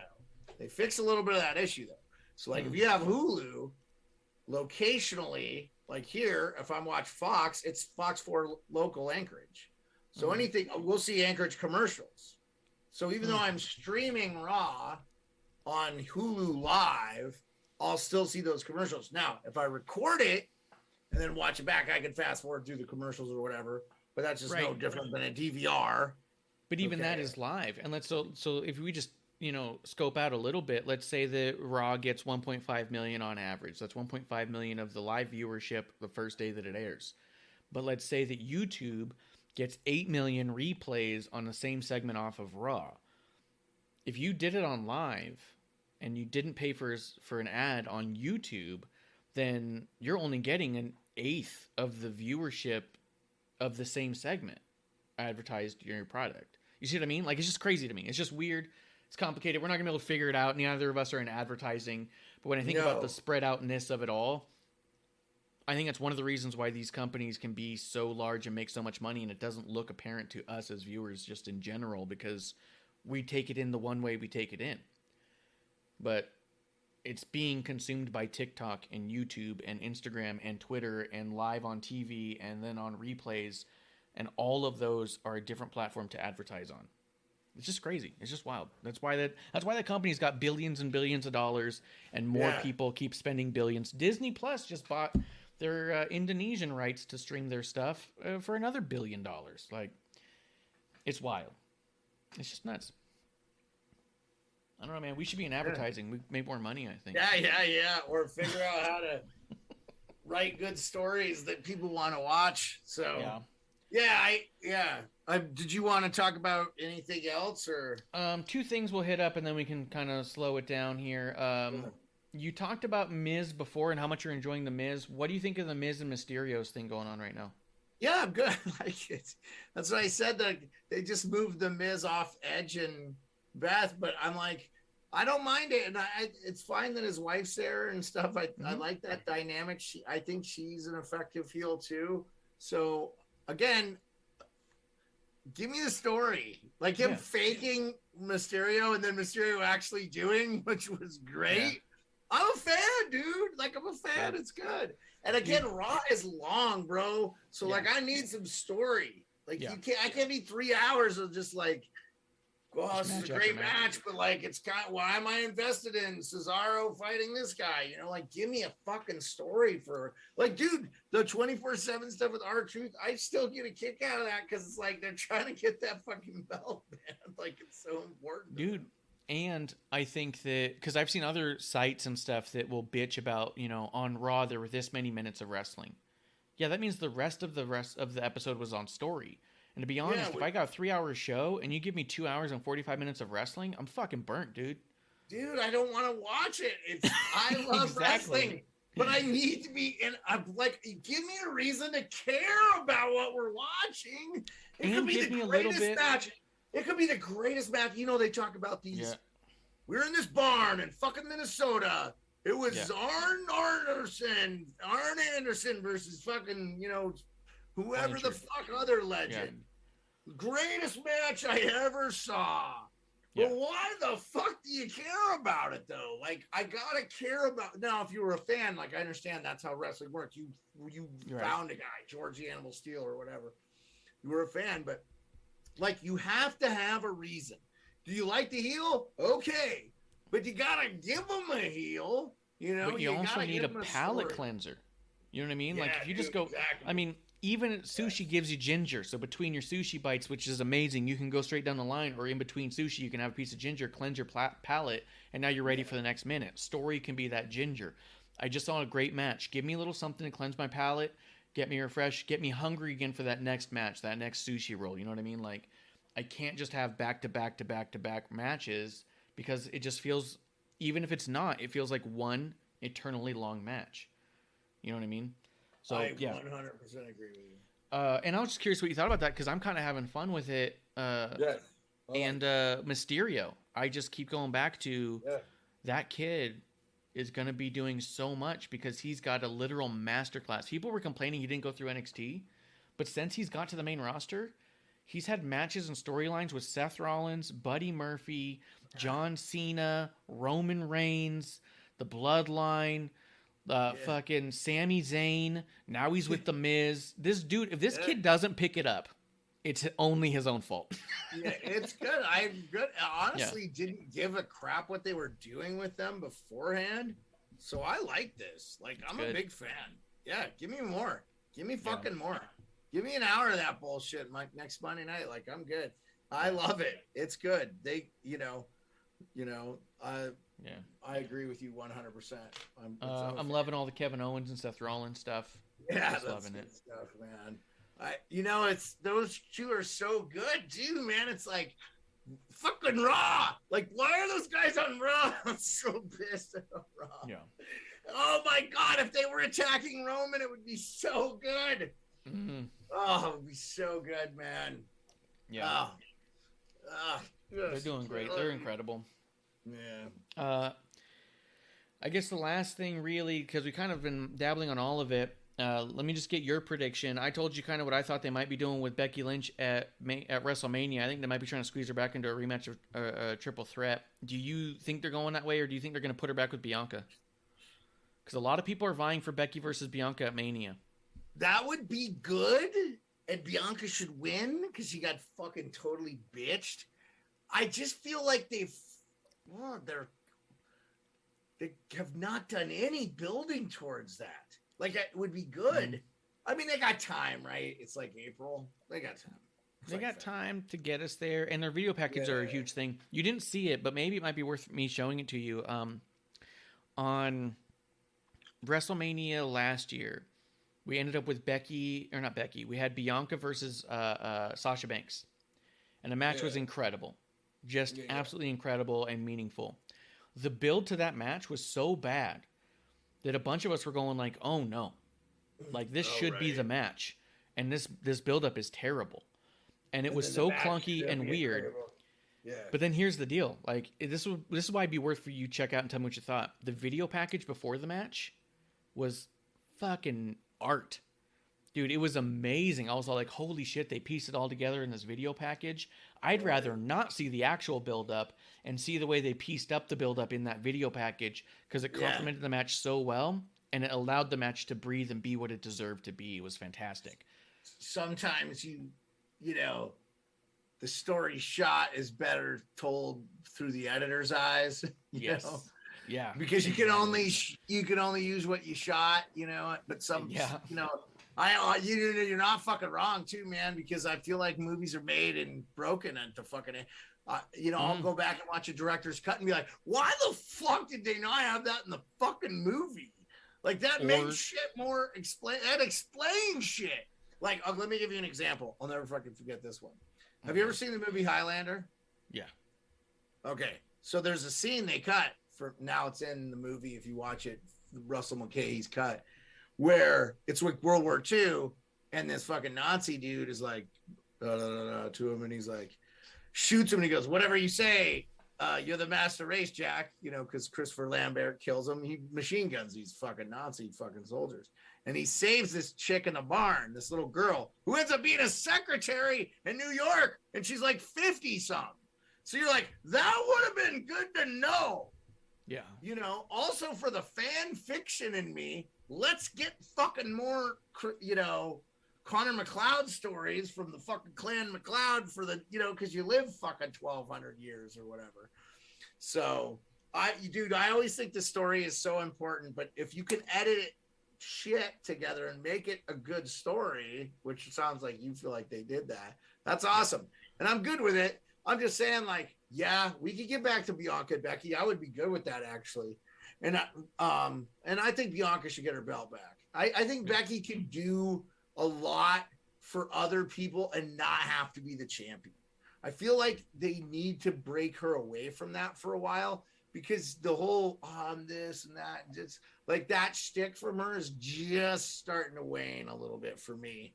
Like, I get it, you're the best, and Becky 2 belts and never lost, but you did take a break, and okay, I got you. It's just, we don't need to hear it anymore. You know what I'm saying?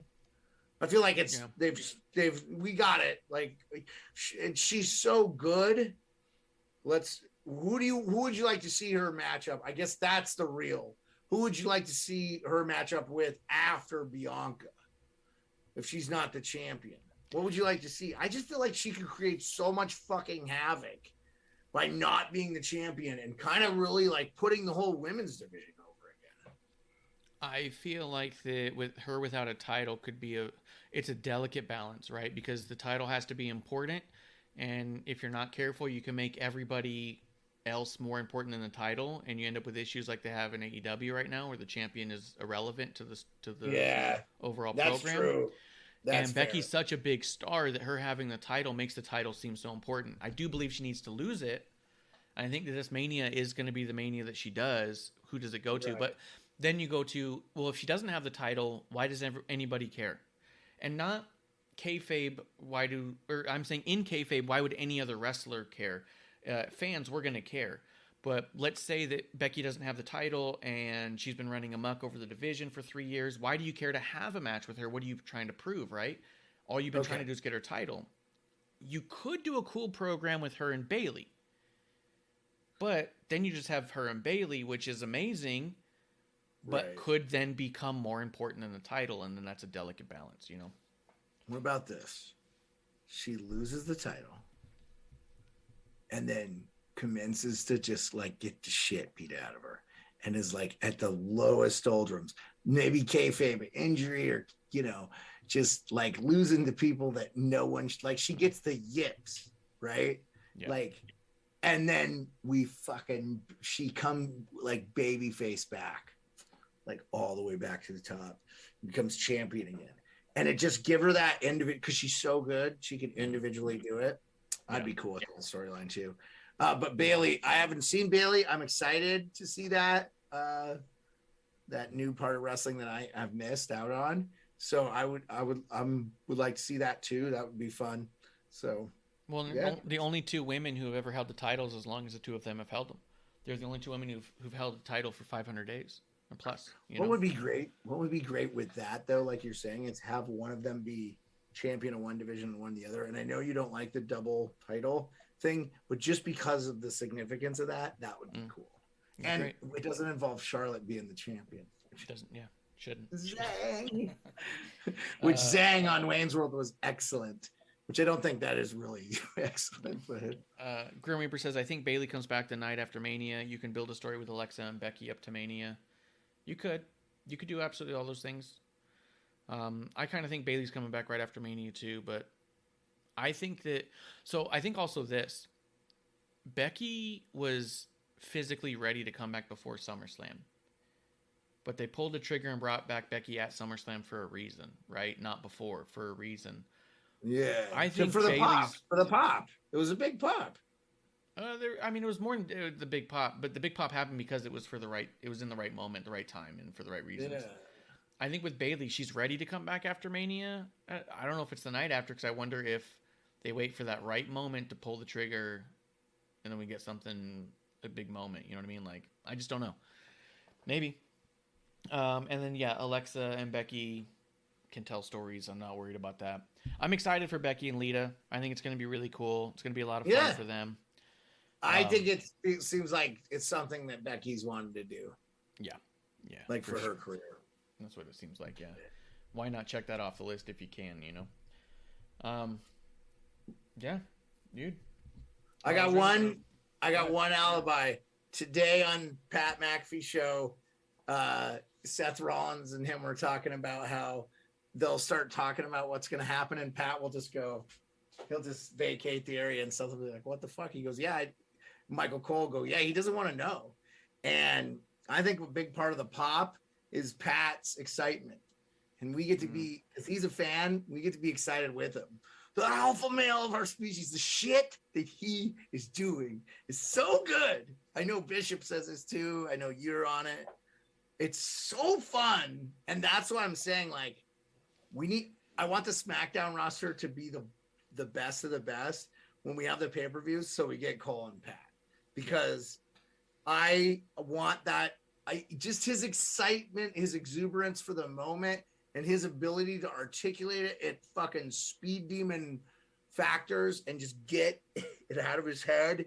It always sounds so fucking cool. And you feel like, man, I'm missing out. I'm not there, you know, like it's really cool. Like I have not had somebody that's made me want to go do more shit. By the way, he hit me up again on Twitter when I fucking took a picture with the Stanley Cup and fucking tagged him with Steph. Yeah.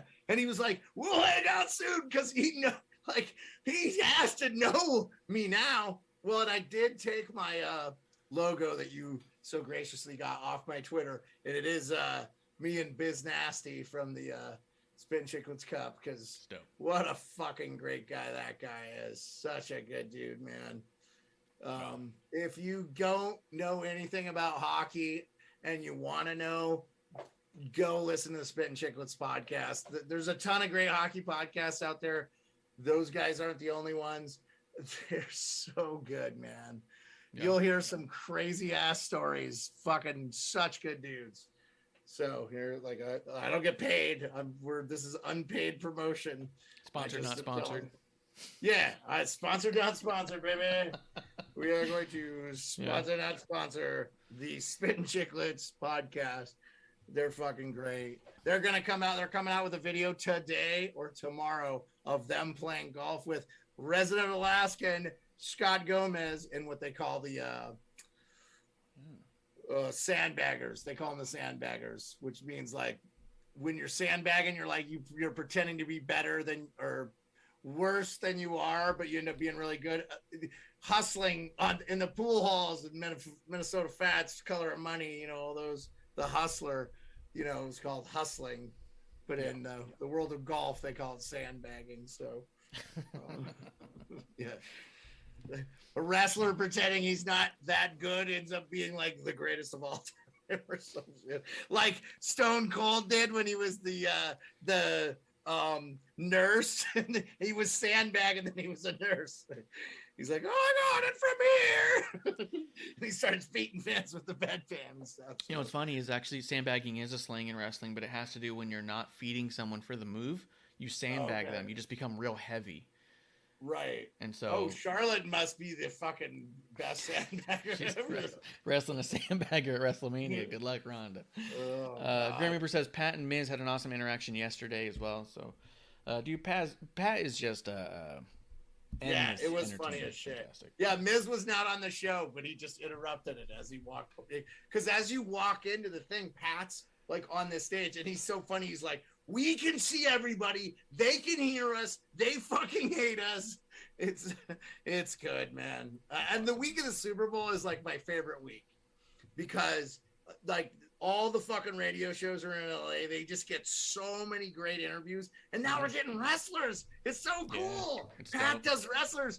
I know we're going to have some other guys. I'm hoping Roman comes on. Now, where's SmackDown Friday? Because I was wondering. I hope they get like, imagine if Pat gets Baron Corbin and Madcap. They're both former NFL players. Man, that would be good. Let's get them on. I mean? And he plays... And Pat plays a character that hates both those guys. Well, and here's what. So it could be a lot of fun. Well, and yes, it could be great. But here's something that I love about modern wrestling. They don't have to always be kayfabe. You can learn about the person that's doing the character and enjoy. Like you could become just because you may not like the shtick, you might become a fan of Corbin and Matt. I kind of am because of Corbin and stuff. Seems like a good dude, man. On Peacock, they have Not Sam Wrestling as a show on there, and there was an episode where he had on Baron Corbin just to talk about horror movies. It was their Friday the 13th episode. Yeah, and it was amazing. Cool. He was totally out of character and really cool. Corbin's an awesome dude, but I'm just saying because Pat McAfee on his show still plays a lot of kayfabe. Because like he'll talk about like when Adam Cole premiered at AEW, he goes, "That guy's a scumbag.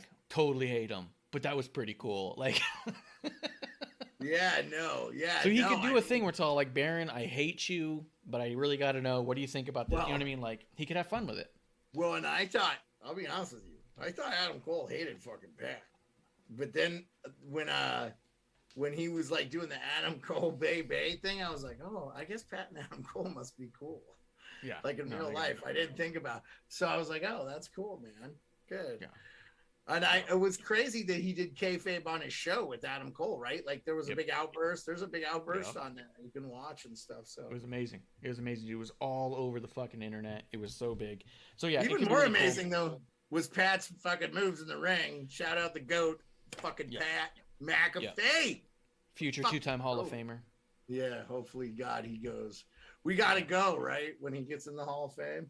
Oh yeah, we gotta go. Hopefully I'm best friends with him because he talks to me on Twitter. Oh yeah, dude, I want them to come out with an elite figure where he's in his takeover gear and comes with a little football that has Adam Cole's face on it. Dude, why aren't you fucking working for the WWE and like marketing? Or you'd be so good. Dude, you're like, you know what you remind me of? You know what you could be? You could be the fucking Dave Filoni, like Dave Filoni is for Star Wars. You know, Dave Filoni. He notoriously did the cartoon and like fucking made it kick ass. And actually people that were like original trilogy fans were like, this fucking show is awesome.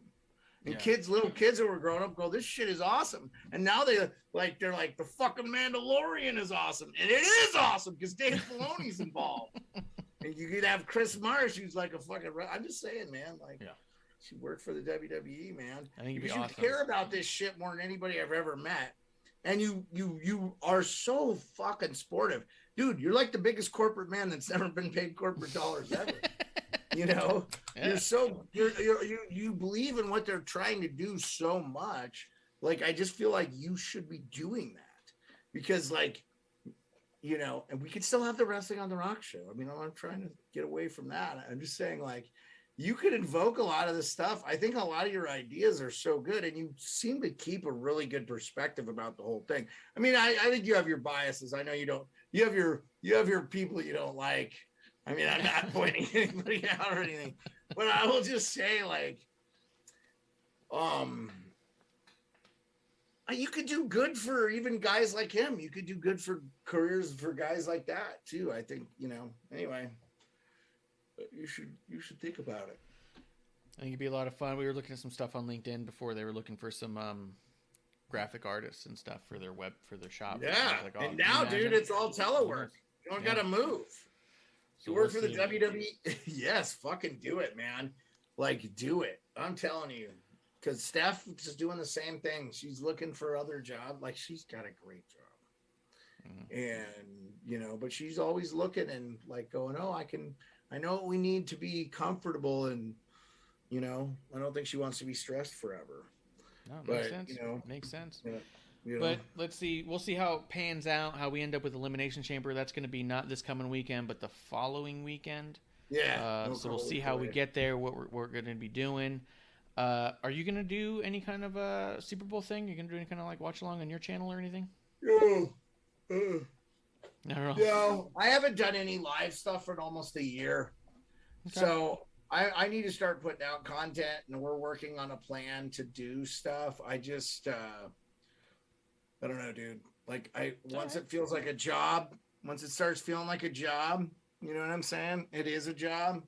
Yeah. So like, if you love what you do, you'll never work a day in your life. I hear that, but sometimes if you love what you do and you're trying to turn what you love you do in a job, it fucking is a job, and you feel like it's a job. So I just want to do the shit for fun right now, and I'm not trying to make money off of it. I don't need money. So yeah. No, it's all good, man. It's all good. Otherwise, we're going to be back tomorrow here in the dive bar of the IWC. We've got, from what I can tell, we're ironing out the details as we speak. We should be having a very big guest on tomorrow. Nice. To break down a bunch of stuff. So it should be really cool, notable, and we'll see how it plays out. So keep tuned onto our Twitter at WOTR the show. I am at Ref Marsh, at Beard_sports over there to the side of me. Otherwise, we'll see you tomorrow night for a brand new episode 1 right here in the dive bar of the IWC. Guys, that's the last call.